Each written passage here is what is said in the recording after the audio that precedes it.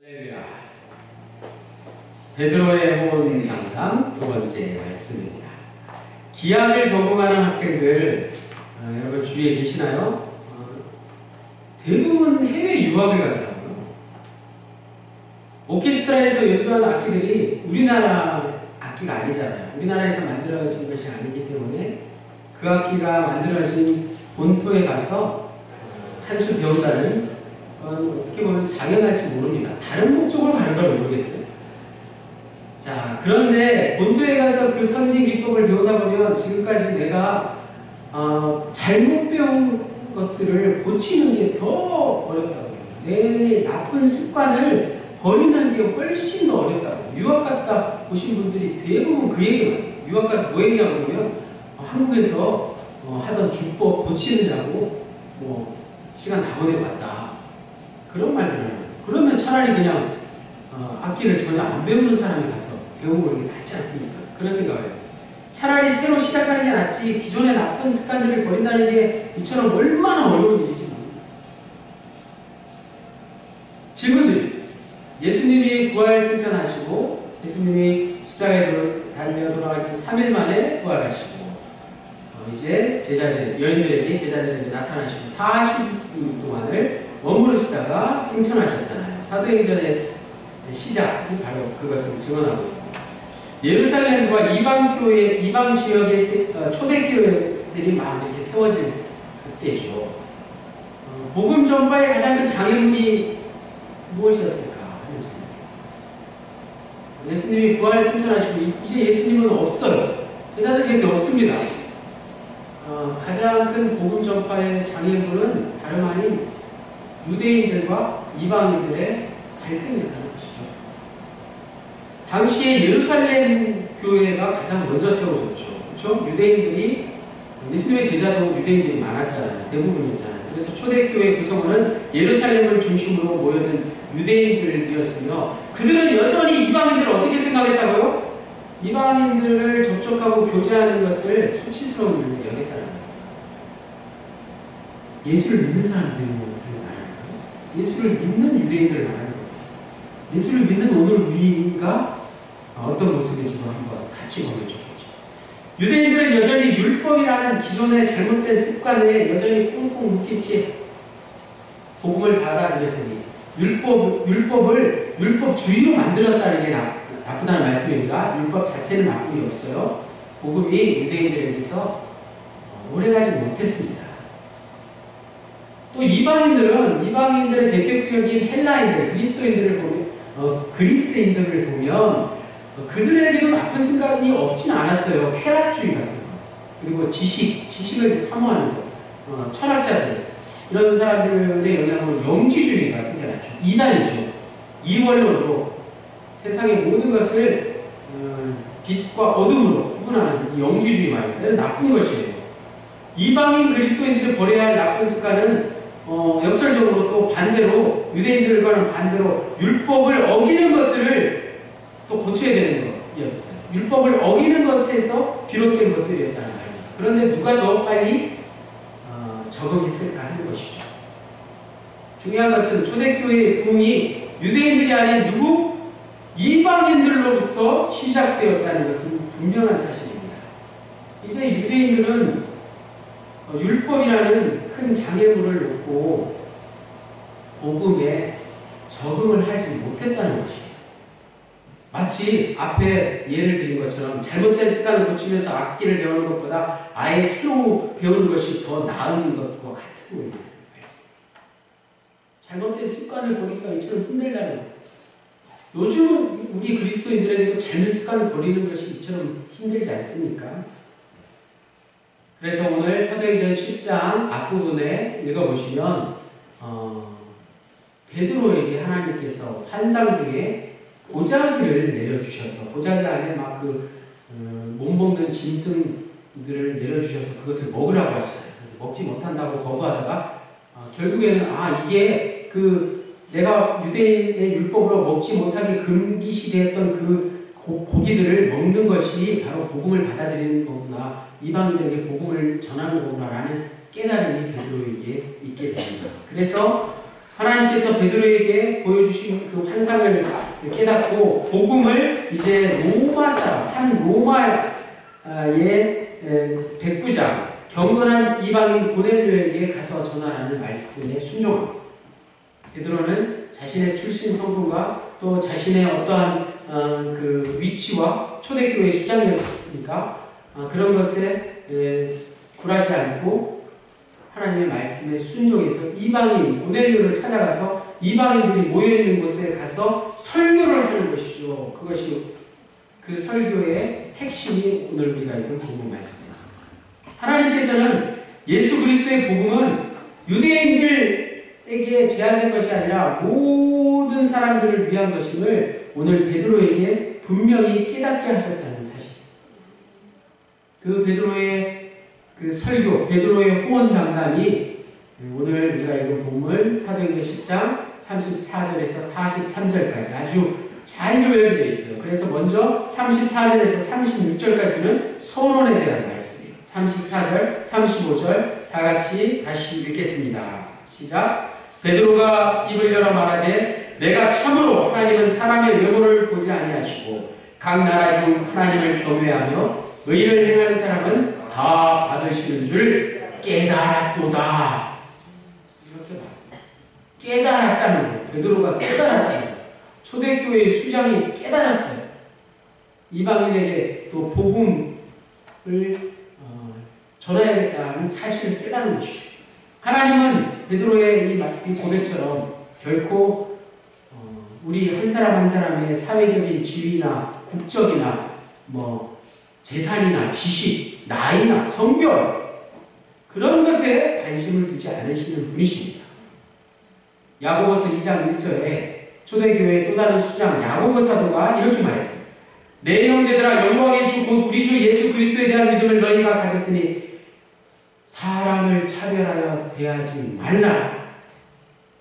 구체적으로 야고보는 말했습니다. 사람을 차별하지 말라는 것입니다. 그런데 하나님은 놀랍게도 사람의 성품을 존중하시고 그의 일을 판단하신다는 사실이 오늘 고넬료, 이방인 고넬료를 통해서 알 수 있어요. 고넬료의 성품이 많은 사람들에게 존경받고 신앙심이 깊은 사람이었기 때문에 하나님께서는 그러한 고넬료가 이방인이었음에도 불구하고 그의 성품을 존중하셔서 그가 어떤 일을 행할지를 판단하시고 그래서 이방인 고넬료가 하나님을 이미 잘 경배하는 인격적으로 훌륭한 사람이었지만 인격적으로 모자랄 게 없는 사람이었지만 자비를 베풀고 구제를 일삼는 많은 사람들의 본이 되는 사람이었지만 부족한 것 한 가지 무엇입니까? 복음이었어요. 고넬료는 예수 그리스도를 모르는 사람이었어요. 그래서 그 고넬료에게 하나님이 베드로를 통해서 복음을 듣게 하셨다는 사실. 36절 말씀 만유의 주 대신 예수 그리스도로 말미암아 화평의 복음을 전하사 이스라엘 자손들에게 보내신 말씀 그것이 이제 37절부터 이어집니다. 베드로는 하나님이 만유의 주가 되시는 누구? 예수 그리스도 하나님과 동격이신 예수 그리스도를 통해서 화평의 복음 즉 평화의 복음을 주셨다고 말하고 있습니다. 즉 세상 모든 사람들이 예수 그리스도를 통해서 하나님의 화평, 평화를 누리게 된다는 것입니다. 이 말씀은 예수 그리스도의 복음이 유대인과 율법을 지킨 사람들뿐만 아니라 전 인류의 모든 사람들, 남자만 아니라 여자, 백인만 아니라 유색인종, 지식을 가진 사람이나 지식이 없는 사람 모두에게 해당된다는 것을 반복하여 강조하는 말씀입니다. 그런데 유대인들이 듣기에는 이 말이 상당히 거북한 말이었죠. 자신들의 그 독선적인 선민의식과 엘리트주의에 여전히 빠져있었기 때문에 기분 나쁜 말로 들렸습니다. 특히 이방인들을 여전히 낮추어 보던 유대인들, 초대교회 지도자들에게도 꺼림직한 베드로의 주장이었던 것입니다. 그런데 이에 굴하지 않고 베드로는 어떻게 한다고요? 호언장담하는 거예요. 37절에서 41절 오늘 말씀의 가장 중요한 말씀입니다. 다시 한번 우리가 37절로 41절을 읽겠습니다. 시작. 곧 요한이 그 세례를 반포한 후에 갈릴리에서 시작하여 온 유대에 두루 전파된 그것을 너희에게 알거니와 너희도 알거니와 하나님이 나사렛 예수에게 성령과 능력을 기름 붓듯 하셨음에 그가 두루 다니시며 선한 일을 행하시고 마귀에게 눌린 모든 사람을 고치셨으니 이는 하나님이 함께 하셨음이니라. 아멘. 40절 41절 마저 읽겠습니다. 하나님이 사흘 만에 다시 살리사 나타나시되 모든 백성에게 하신 것이 아니요 오직 미리 택하신 주인 곧 죽은 자 가운데서 부활하신 후 그를 모시고 음식을 먹은 우리에게 하신 것이라. 아멘. 베드로의 설교는 간단해요. 이게 설교의 어떻게 보면 핵심이자 답니다. 바로 복음의 핵심을 고스란히 잘 담고 있습니다.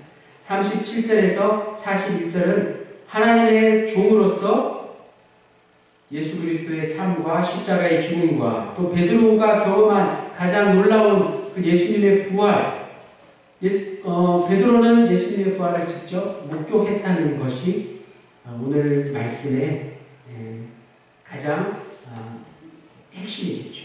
부활하신 주님을 직접 목격한 베드로가 이방인에게 설교하고 있는 거예요. 말하는 사람이나 듣는 사람이나 그 은혜가 분명히 달랐을 것입니다. 또한 하나님께서 나사렛 예수에게 성령과 능력을 가득 채워주셨다고 베드로는 말씀하고 있습니다. 그것을 예수님이 계실 때는 베드로가 깨닫지 못한 것이었어요. 예수님이 하나님의 아들이심을 베드로가 예수님과 함께 있을 때는 잘 알지 못했다. 말로는 뭐 어떻게 표현했을지 몰라요. 예수님이 하나님의 능력, 하나님의 성령에 함께 하신 분이라는 것을 베드로는 이제 비로소 알게 된 것입니다. 베드로가 그것을 증거하고 있지 않습니까? 하나님이 예수님과 함께 하셨다는 사실 말입니다.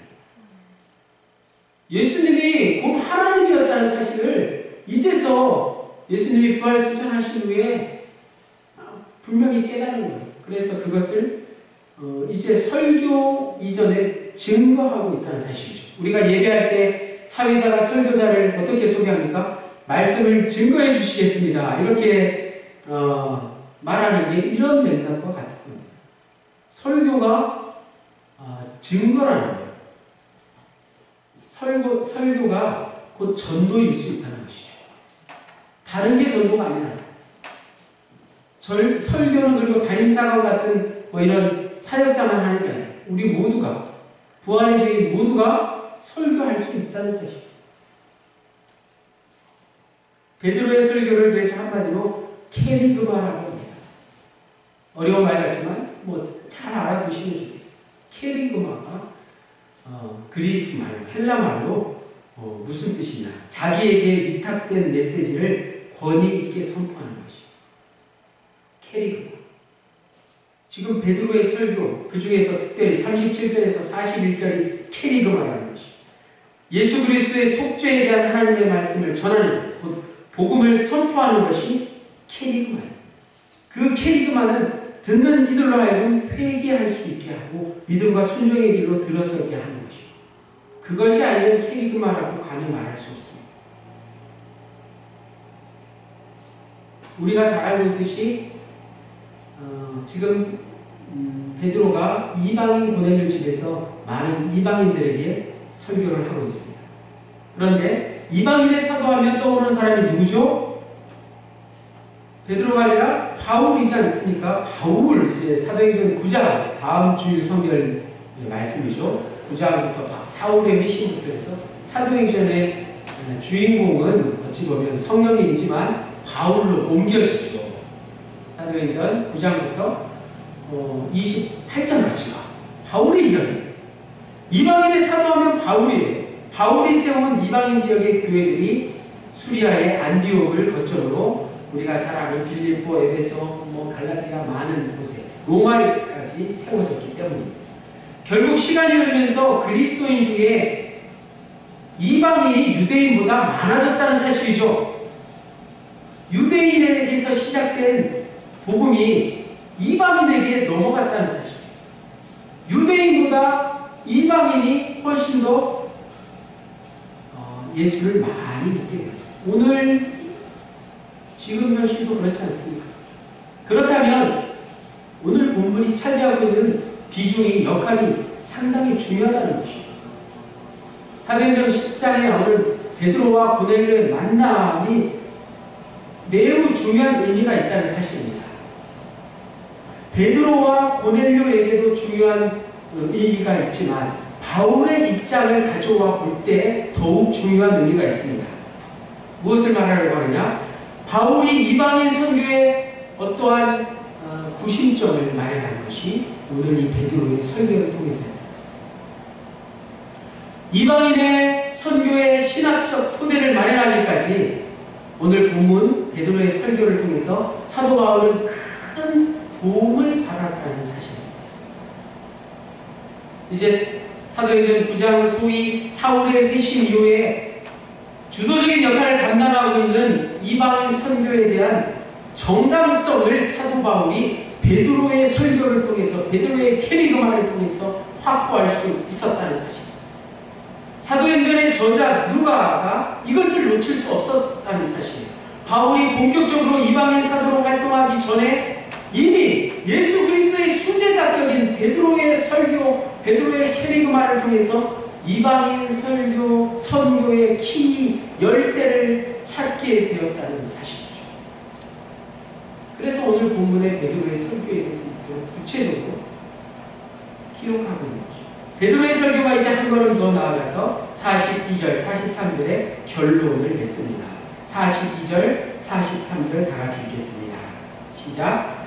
우리에게 명하사 백성에게 전도하되 하나님이 살아있는 자와 죽은 자의 재판장으로 정하신 자가 곧 이 사람인 것을 증언하게 하셨고 그에 대하여 모든 선지자도 증언하되 그를 믿는 사람들이 다 그의 이름을 힘입어 죄사함을 받는다. 이것은 또 놀라운 베드로의 그런 설교예요. 베드로가 옛날 그 새벽가 볼 때 예수님을 부인하던 그 베드로의 모습을 찾아볼 수 없어요. 부활하신 예수님을 직접 경험함으로써 예수님을 따르던 베드로와 제자들이 드디어 새로운 영적 시각을 열었다는 사실. 그것은 공생의 3년 동안 예수님을 고생하면서 따라다닌 제자들에게 주어주신 하나님의 축복이자 은혜인 줄로 믿습니다. 베드로는 예수님이 궁극적인 재판장이라는 사실을 지금 설교하고 있어요. 재판장이 무엇입니까? 심판주라는 말씀이죠. 예수님이 살아있는 사람뿐만 아니라 죽은 사람까지 모든 이들의 심판자라는 말은 정말 놀라운 베드로의 증언이 아닐 수 없습니다. 삶과 죽음을 단순히 생물학적으로, 의학적으로만 생각하는 것을 뛰어넘었다는 것이죠. 삶과 죽음을 하나님 안에서의 생명, 삶과 죽음의 현상을 이해하게 되었다는 사실. 우리의 목숨이 끊어지는 것, 그것이 죽음이 다가 아니라는 사실을 베드로가 깨닫게 된 것이죠. 또 심판은 단순히 하나님을 믿지 않거나 부도덕한 행동을 한 사람들이 징벌을 받는다, 권선징악, 이런 단순한 의미가 아니라는 것을 베드로가 알았습니다. 여기서 말하는 심판은 생명에 대한 심판을 말하는 것 아니겠습니까? 앞에서 말씀드린 그 생명의 의미도 확장되었을 뿐만 아니라 심판에 대한 의미가 확장되었을 뿐만 아니라 생명에 대한 의미가 베드로에게 있어서는 확장되었다는 사실이에요. 심판과 생명의 의미가 완전히 베드로에게는 또 다른 세계를 알게 했다는 말씀입니다. 심판을 받는다는 것은 우리 믿는 자들에게는 곧 생명을 얻는다는 말이에요. 사실이죠. 믿지 않는 자들에게 어떤 지옥이라는 것으로 받아들여질지어도 우리 믿는 자들에게 심판은 곧 생명을 얻는다는 의미입니다. 그러므로 생명과 심판과 생명은 예수 믿는 사람들에게 동일한 의미라는 사실입니다. 우리가 믿는 사람들이 받을 하나님의 심판은 정의로운 심판이기 때문에 그렇습니다. 우리를 생명으로 인도하시는 하나님의 심판을 우리가 기다리고 산다는 사실. 마지막 43절에 죄 사함 역시 그런 의미입니다. 생명을 얻는 것을 말합니다. 죄의 의미가 단순히 우리가 법을 어기는 죄를 범하는 것, 그런 것을 말하는 게 아닙니다. 심판을 받는다는 말은 생명을 얻는다는 거라고 말씀드렸습니다. 마찬가지로 예수를 믿는 사람들이 생명 심판을 받음으로 생명을 얻는다는 말은 곧 우리는 그런 생명을 얻을 자격이 있나요? 하나님이 우리의 죄를 사하여 주신다는 것, 우리의 죄를 용서하여 주신다는 것을 의미하는 것이죠. 그러므로 심판과 생명과 죄 사함이 다 같은 의미입니다. 죄의 용서가 곧 생명을 얻는 것이고, 그것이 우리가 예수 믿는 사람들이 받게 될 정의로운 심판이라는 뜻입니다. 죄가 바로 생명을 파괴하는 힘이기 때문에 그렇습니다. 따라서 죄를 용서받지 못하면 우리는 결코 이러한 생명을 얻을 수 없는 것입니다. 그러므로 오늘 베드로의 설교는 베드로의 확신에 찬 캐리그마, 호언장담이었습니다. 베드로의 설교는 이방인들에게 선포된 호언장담으로 이어졌습니다. 베드로의 설교와 바울의 설교를 우리가 잠시 비교해보자면 한마디로 부활하신 주님에 대한 입장이 다르다는 것입니다. 베드로는 예수님과 공생의 3년을 함께했고 부활하신 주님께서 승천하시기 전에 친히 베드로를 만나주셨습니다. 그래서 41절에 그를 모시고 음식을 먹은 우리에게 하신 것이라고 매우 구체적으로 이방인들에게 증언하고 있는 것이죠. 반면에 바울은 부활하신 주님이 다메섹 도상에서 만나주셨고 그 이전 사건인 예수님의 공생에 대한 언급을 거의 하지 않습니다. 바울이 말하는 예수님은 거의가 다 부활하신 주님을 말하는 것이죠. 바울의 신학적인 논제는 부활하신 주님에 대한 것이라는 사실입니다. 오늘 우리가 듣고 말하는 설교 역시 어떻습니까? 베드로의 설교는 간단하지만 능력 있는 복음의 핵심을 담고 있습니다. 앞서 말씀드린 것처럼 설교는 반드시 길 필요가 없고 복음의 핵심을 담고 있어야 하며 무엇보다도 성령에 이끌리는 그리스도에게 집중된 것이어야 합니다. 그런 설교를 여러분 듣고 준비하고 있는지 생각해 보십시오. 그런 설교가 아니면은 감히 말씀드리는데 듣지도 마시고 하지도 마십시오.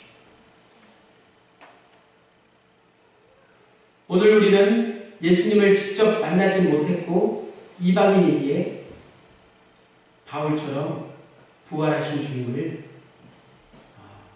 오랜 세월이 지난 후에 만날 수 있게 되었습니다. 그렇다면 오늘 본문에 나온 베드로의 설교, 즉 베드로의 두 번째 호언장담은 바울에게 선한 영향을 끼쳐 오늘 우리와 같은 이방인에게 지금 이 자리에 앉아 계신 저와 여러분에게까지 이어졌다고 말씀드릴 수 있습니다. 놀랍지 않습니까? 어떤 선한 힘이, 선한 능력이 베드로에게서부터 바울을 거쳐 오늘 저와 여러분에게까지 이어지고 있다는 사실 말입니다. 그것이 바로 믿음이 아니겠습니까? 믿음이란 바로 그런 것입니다. 우리 강진영문 공동체가 이러한 믿음으로 하나된 공동체라는 사실을 주님의 이름으로 축복합니다. 우리 강진영문은 세상의 어떤 친목단체가 결코 아니라는 사실, 어떤 세상적인 목적을 둔 사교 모임이 아니라는 사실, 더군다나 자선단체는 더더욱 아니라는 사실을 기억하십니다. 오직 예수 그리스도의 부활생명 공동체라는 사실을 믿으십시오. 부활생명, 그것을 누리며 하루하루 늘 새로운 나라를 살아가시는 저와 여러분 되시기를 주님의 이름으로 간절히 축원합니다.